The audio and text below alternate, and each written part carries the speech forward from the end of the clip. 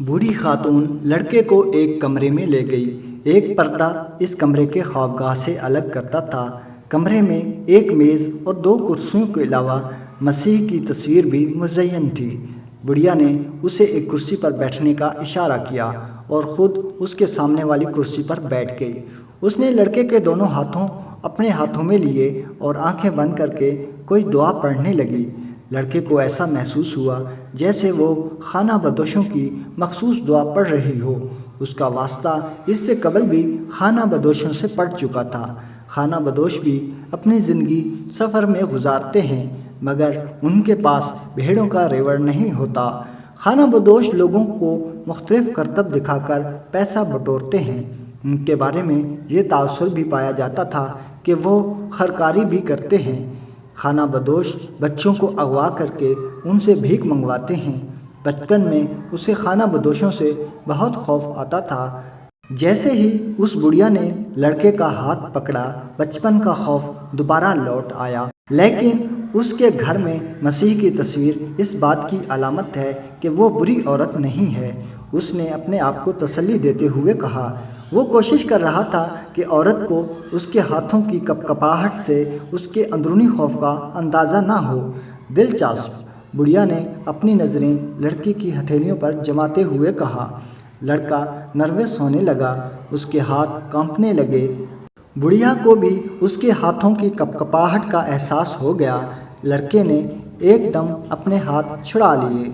मैं तुम्हारे पास अपना हाथ दिखाने नहीं आया, लड़के ने बुढ़िया को मुखातिब किया। उसे अफसोस हो रहा था कि वो यहाँ क्यों आया। एक लम्हे के लिए उसने सोचा कि बुढ़िया की फ़ीस अदा करे और उससे अपने ख्वाब की ताबीर मालूम किए बगैर चला जाए। तुम यहाँ अपने ख्वाब की ताबीर जानने के लिए आए हो, बुढ़िया ने कहा, और ख्वाब खुदा का कलाम है। अगर खुदा हमसे हमारी ज़बान में कलाम करे तो मैं उसकी ताबीर बता सकती हूँ, लेकिन खुदा रूह की ज़बान में बात करे तो सिर्फ़ वही उसका मफ़हूम जान सकता है जिससे कि खुदा ने कलाम किया है। अगर तुम मुझसे मशवरा करोगे तो मैं तुमसे फ़ीस बहरहाल लूँगी। एक और करतब, लड़के ने सोचा। फिर भी उसने सोचा कि एक चांस लिया जाए। चांस लेना चरवाहे की जिबिल्लत में शामिल होता है। वो भेड़ियों के साथ चांस लेता है और फिर खुश्क साली के साथ भी, और यही चांस चरवाहे की ज़िंदगी को दूसरों की ज़िंदगी से मुख्तलिफ और दिलचस्प बनाता है। मैंने एक ही ख्वाब दोबारा देखा है, लड़का बोला। मैंने देखा कि मैं चरागाह में हूँ और एक बच्चा आता है और भेड़ों के साथ खेलना शुरू कर देता है। मैं मर्दों को ऐसा नहीं करने देता क्योंकि भेड़ें मर्दों से खौफज़दा होकर भागने लगती हैं, लेकिन वह बच्चों से खौफज़दा नहीं होती। मुझे नहीं मालूम कि जानवरों को इंसानों की उम्र किस तरह का एहसास होता है। मुझे अपने ख्वाब के बारे में मज़ीद बताओ, बुढ़िया बोली। मैंने खाना पकाना है और तुम्हारे पास मेरी फ़ीस के लिए पूरे पैसे भी नहीं हैं, इसलिए मैं तुम्हें ज़्यादा वक्त नहीं दे सकती। बच्चा काफ़ी देर तक मेरी भेड़ों के साथ खेलता रहा। लड़के ने अपनी बात दोबारा शुरू की। अचानक बच्चे ने मुझे मेरे दोनों हाथों से पकड़कर उछाला और मुझे एहराम मिस्र पर फेंक दिया। उसने तवफ़्फ़ुक़ किया ताकि जान सके कि बुढ़िया को एहराम मिस्र का भी कुछ अंदाज़ा था कि नहीं, लेकिन बुढ़िया खामोश रही। फिर एहराम मिस्र पर उसने लफ्ज़ एहराम मिस्र ठहर ठहर कर और खींच कर अदा किया ताकि बुढ़िया समझ सके। बच्चे ने मुझसे कहा, अगर तुम यहाँ आओ तो तुम्हें एक ख़जाना मिल सकता है, लेकिन जैसे ही वो मुझे ख़जाने की जगह दिखाने लगता है मेरी आँख खुल जाती है। बुढ़िया कुछ देर तो खामोश रही, फिर उसने लड़के का हाथ दोबारा अपने हाथों में लिया और उसकी हथेलियों को गौर से देखने लगी। मैं तुमसे अभी कोई फ़ीस नहीं लूँगी। अगर तुम्हें ख़जाना मिल गया तो तुम मुझे इसका 10वां हिस्सा दोगे। लड़का खुशी से हंसने लगा। ख़जाना मिलने की खुशी नहीं, बल्कि बुढ़िया की फ़ीस अदा ना करने की खुशी। ठीक है, मुझे ख्वाब की ताबीर बताओ, उसने कहा। पहले तुम कसम उठाओ कि जब तुम्हें ख़जाना मिल गया तुम मुझे इसका 10वां हिस्सा दोगे। लड़के ने बिला झिझक कसम खाई कि वो अपने वादे पर कायम रहेगा। یہ خواب اگرچہ خدا کا تم سے کلام ہے ہماری دنیاوی زبان میں، لیکن اس کی تعبیر کرنا مشکل ہے، اس لیے میں سمجھتی ہوں کہ میں خزانے کا 10واں حصہ لینے کے حق بجانب ہوں۔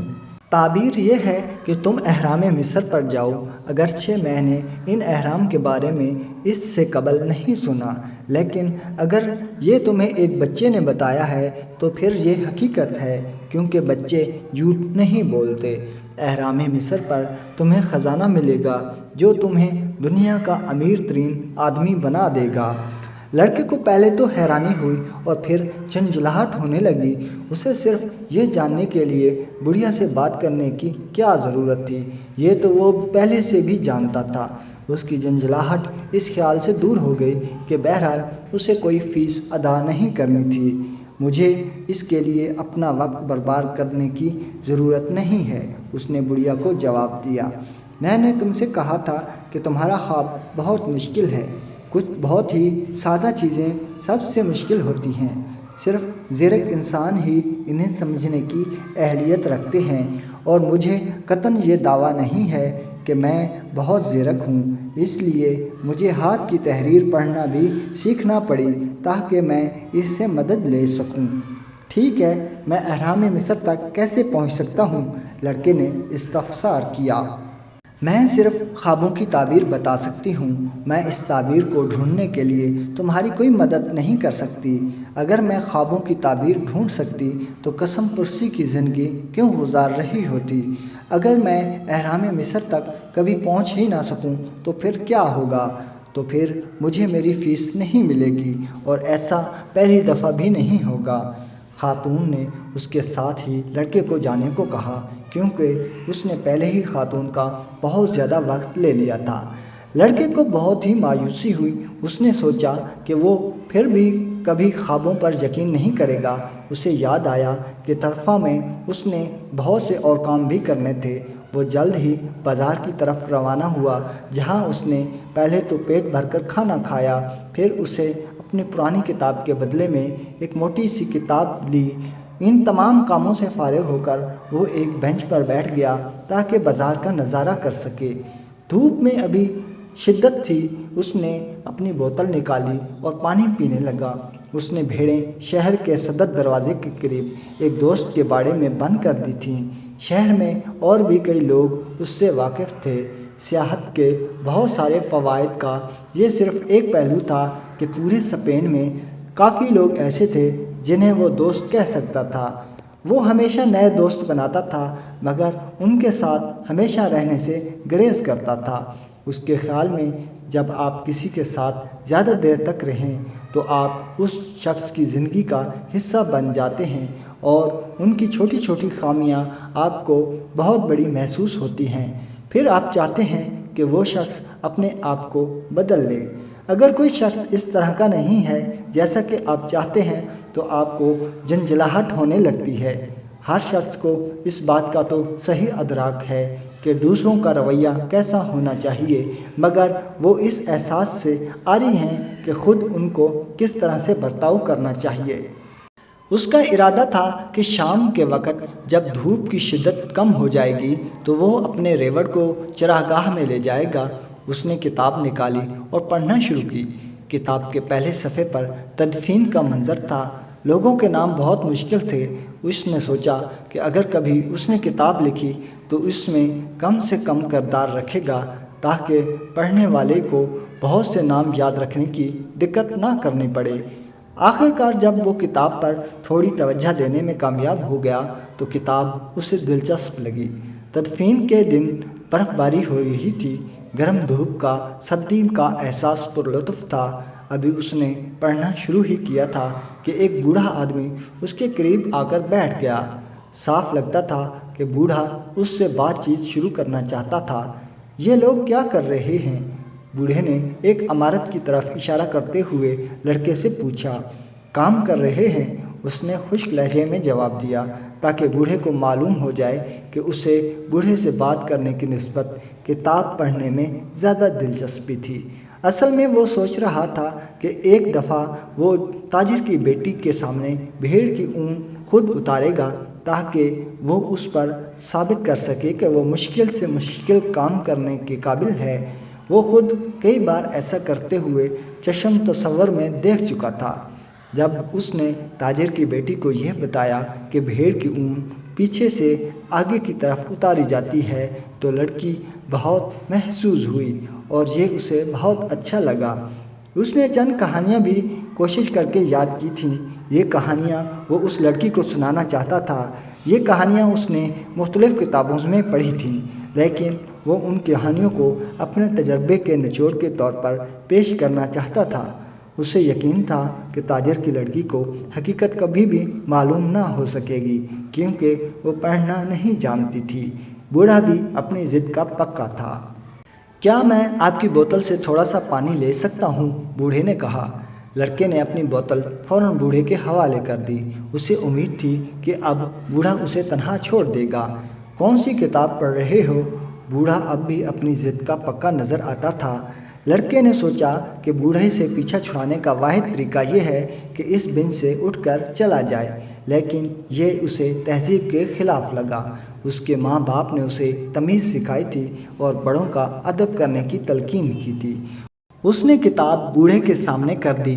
اول تو خود اسے کتاب کا نام کا تلفظ صحیح طرح سے معلوم نہیں تھا، اور پھر اس کا خیال تھا کہ اگر بوڑھے کو پڑھنا نہیں آتا تو وہ خود شرمندگی سے بینچ بدل لے گا۔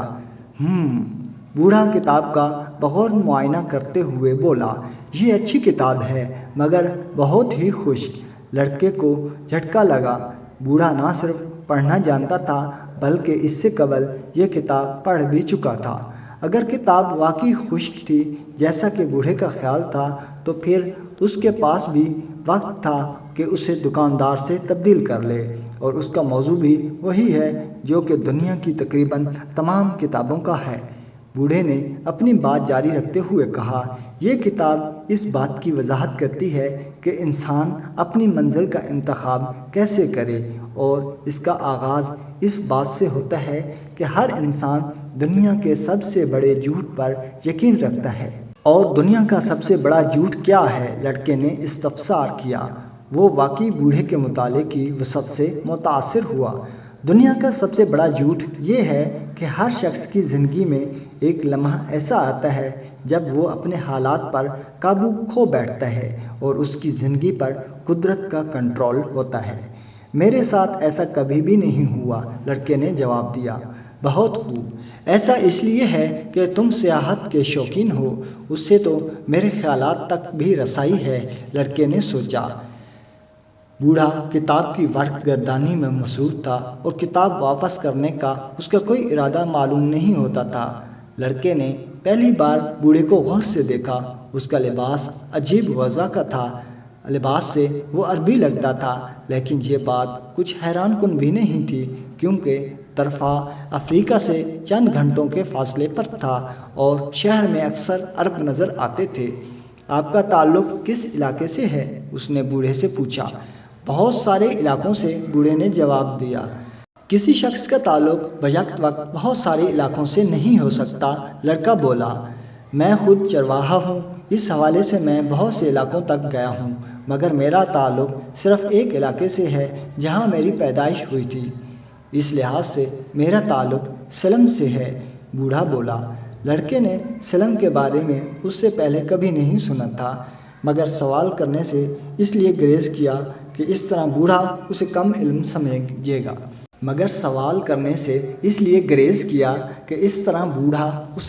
علم سمجھے گا۔ اس نے بازار سے گزرتے ہوئے لوگوں کی طرف دیکھا جو لوگ بہت مصروف نظر آتے تھے۔ تو سلم آج کل کیسا ہے؟ اس نے اس خیال سے سوال کیا کہ شاید اس طرح سے اسے سلم کے بارے میں کچھ معلوم ہو سکے۔ سلم بالکل ویسا ہی ہے جیسا کہ ہمیشہ سے تھا، بوڑھے نے جواب دیا۔ اسے بوڑھے کے جواب سے مایوسی ہوئی۔ کوئی اشارہ نہیں مل رہا تھا کہ سلم کہاں ہے، تو اسے معلوم تھا کہ سلم انڈلس کے گرد و نواح میں نہیں تھا۔ اگر ہوتا بھی تو اس نے سلم کا ذکر ضرور سنا ہوتا۔ اور آپ سلم میں کیا کرتے ہیں؟ اس نے ہمت نہ ہاری۔ میں سلم میں کیا کرتا ہوں؟ بوڑھا بولا۔ میں سلم کا بادشاہ ہوں۔ لوگ پتہ نہیں کیوں عجیب و غریب باتیں کرتے ہیں، لڑکے نے سوچا، اس سے تو بھیڑوں کے ساتھ اچھا ہے وہ کچھ بولتی تو نہیں ہے، اور اس سے بھی اچھا ہے کہ انسان تنہائی میں کتاب کا مطالعہ کرے۔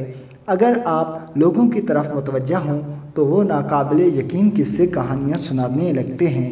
میں ان سے گفتگو کریں تو ایسی عجیب و غریب باتیں کریں گے کہ آپ کے لیے گفتگو جاری رکھنا مشکل ہو جائے۔ میرا نام ملچی زیدک ہے۔ بوڑھے نے سکوت کو توڑا۔ تمہارے پاس کتنی بھیڑیں ہیں؟ کافی ہیں، لڑکے نے جواب دیا۔ اس نے محسوس کیا کہ بوڑھا اس کی زندگی کے بارے میں جاننے سے دلچسپی رکھتا تھا۔ پھر تو ایک مسئلہ ہے، اگر تمہارا خیال ہے کہ تمہارے پاس کافی بھیڑیں ہیں تب تو میں تمہاری مدد نہیں کر سکتا، بوڑھا بولا۔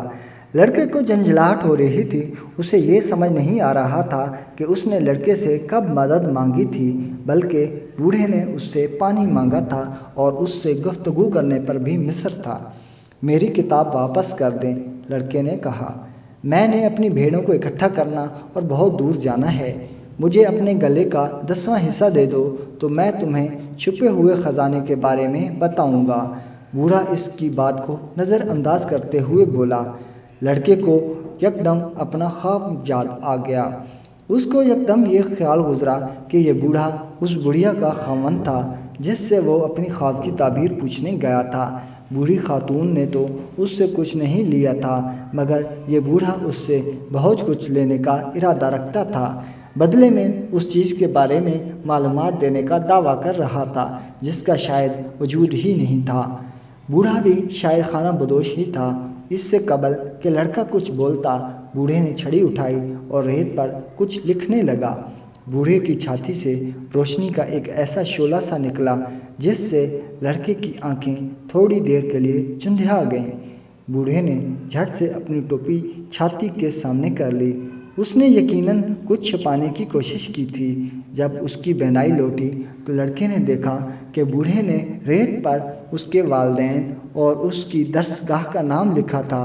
بوڑھے نے تاجر کی بیٹی کا نام بھی ریت پر لکھا تھا، جبکہ لڑکا خود ابھی تک اس لڑکی کے نام سے واقف نہیں تھا۔ میں سلم کا بادشاہ ہوں، بوڑھا بولا۔ کوئی بادشاہ کسی چرواہے سے بات کیوں کرے گا؟ لڑکے نے شرمندگی سے جواب دیا۔ اس کی بہت ساری وجوہات ہو سکتی ہیں، اور سب سے اہم وجہ یہ ہے کہ تم نے اپنی منزل جان لی ہے۔ لڑکے کو کچھ معلوم نہیں تھا کہ انسان کی منزل کیا ہو سکتی ہے۔ منزل وہ خواہش ہے جس کے پورا ہونے کی کوئی ہمیشہ دعا کرتا ہے۔ ہر شخص جانتا ہے کہ اس کی منزل کیا ہے۔ جب انسان جوان ہوتا ہے تو سب کچھ واضح اور قابل حصول نظر آتا ہے۔ انسان جوانی میں خواب دیکھنے سے نہیں ڈرتا، نہ ان کی تعبیر حاصل کرنے کے لیے قیمت دینے سے گھبرانا چاہے، یہ قیمت کچھ بھی ہو۔ لیکن جوں جوں وقت گزرتا ہے، کچھ پراسرار قوتیں اسے یقین دلاتی ہیں کہ اس کے لیے اپنی منزل تک پہنچنا ناممکن ہے۔ بوڑھے کی باتیں لڑکے کے سر کے اوپر سے گزر گئیں، لیکن اسے اس بات سے ضرور دلچسپی تھی کہ وہ معلوم کرے کہ پراسرار طاقت کیا چیز ہے۔ اس طرح وہ تاجر کی بیٹی کو متاثر کر سکے گا۔ یہ وہ طاقت ہے جو بظاہر تو منفی نظر آتی ہے، مگر آپ کو احساس دلاتی ہے کہ آپ کی منزل دراصل ہے کیا۔ یہ انسان کی روح کو بیدار کرتی ہے، اس کی خواہش اجاگر کرتی ہے۔ اس کائنات کا ایک سب سے بڑا سچ ہے، اور وہ یہ ہے کہ انسان جو کوئی بھی ہو اور کچھ بھی کرے، لیکن جب وہ کچھ کرنے کا ارادہ کرتا ہے تو وہ ہو کر رہتا ہے۔ اور یہ اس لیے ہے کہ خواہش اس کائنات کی روح ہے، اور یہی خواہش روئے زمین پر موجود ہر انسان کی مقصد حیات بھی ہے، چاہے وہ خواہش صرف سیاحت کی ہی کیوں نہ ہو، یا پھر تاجر کی بیٹی سے شادی کی، یا خزانے کی تلاش۔ کائنات کی روح کو انسان کی خوشی سے تقویت ملتی ہے، اور اس کے غم، رشک اور حسد سے بھی۔ صرف اپنی منزل کا احساس فرد کے ذمہ ہے، اور جب انسان کچھ کرنے کا ارادہ کرتا ہے تو کائنات کی ہر شے اس کے حصول کے لیے انسان کی مدد کرتی ہے۔ تھوڑی دیر کے لیے دونوں خاموشی سے بازار اور اس سے گزرنے والے لوگوں کو دیکھتے رہے۔